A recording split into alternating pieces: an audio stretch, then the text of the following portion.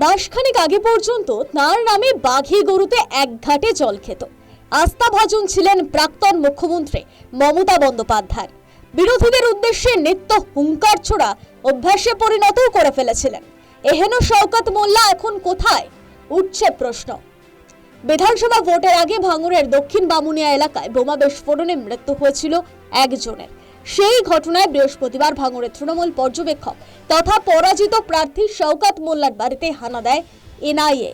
দিনভর তল্লাশি চালানো হয়, কিন্তু হদিশ মেলেনি শওকত মোল্লার। স্থানীয় সূত্রে অবশ্য দাবি করা হয়েছে, শেষবার লাল পোশাকে বাসন্তীর দিকে চুনাখালীতে একজনের বাইকে দেখা গিয়েছে শওকতকে। পরিকল্পনা করেছিলেন নদী পেরিয়ে বাংলাদেশ পালানোর। আমাদের কাছে একটা খবর আসে, শওকত মোল্লা প্লাস শওকত মোল্লার সাথে কিছু দুষ্কৃতী আগ্নেয়াস্ত্র সহ চুনাখালীর অঞ্চলের জানাপাড়া খেয়াঘাট পেরিয়ে বাংলাদেশ পালানোর চেষ্টা করছে।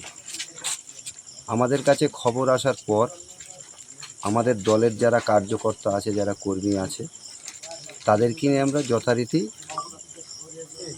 খেয়াঘাটে যাই এবং যথারীতি আমরা প্রহরীর মতো পাহারা দিয়ে যাতে উনি না পালাতে পারে বাংলাদেশ, আমরা সেইভাবে গার্ড করে থাকি। এনআইএ তল্লাশিতে কোথাও হদিশ মেলেনি ক্যানিং পূর্বের প্রাক্তন তৃণমূল বিধায়কের। এই অবস্থায় শওকতের ছেলে ইমরান মোল্লাকে গ্রেফতার করে এনআইএ। বিস্ফোরণ কাণ্ডে জড়িত সন্দেহে গ্রেফতার করা হয় শাহরুল ইসলাম নামে আরও একজনকে। বন্ধ রয়েছে শওকতের ফোনও। বাংলাদেশ পালানোর আশঙ্কা থাকায় শওকত সম্পর্কিত যাবতীয় তথ্য ইতিমধ্যেই বিএসএফকে দিয়েছে এনআইএ, কিন্তু কোনো হদিশ মেলেনি ক্যানিং পূর্বের প্রাক্তন তৃণমূল বিধায়কের। শেষবার তাকে দেখা গিয়েছিল দিন দুয়েক আগে বিধানসভায়। তারপর থেকে আর কোনো হদিশ নেই শওকতের। স্বাভাবিকভাবেই প্রশ্ন উঠছে, শওকত কি ইতিমধ্যেই বাংলাদেশ পালিয়েছেন? ওয়াকিবহাল মহল মনে করছে, রাজ্যে পালাবদল হওয়ার পর সেই সম্ভাবনা প্রায় নেই বললেই চলে। সত্যি নিজেকে খুব গর্বিত মনে করছি, কারণ এই সরকার তৈরি হওয়ার পর আমি যা যা ভবিষ্যৎবাণী করেছিলাম সব মিলে যাচ্ছে। আমি সৈকত সম্পর্কে এই কথা বলেছিলাম, শওকত সম্পর্কে, যে বেটা যেদিন হারবে তৃণমূল একে খুঁজে পাওয়া যাবে না, পালিয়ে যাবে।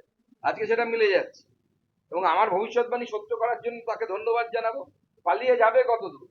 মোল্লার দর মসজিদ পর্যন্ত, তার বাইরে যেতে পারবে না। শওকত কোথায় তা নিয়ে এখনো ধোঁয়াশা রয়ে গিয়েছে। এই অবস্থায় আদালতের দ্বারস্থ হয়ে শওকত রক্ষা কবচের আবেদন জানাতে পারেন বলে মনে করা হচ্ছে।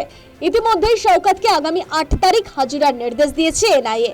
আদালতের রক্ষা কবচ পেলে এনআইএর কাছে হাজিরা দিতে পারেন ক্যানিং পূর্বের প্রাক্তন তৃণমূল বিধায়ক। আর রক্ষা কবচ না পেলে শওকত আপাতত গা ঢাকা দিয়ে থাকবেন বলে মনে করছে অভিজ্ঞ মহল।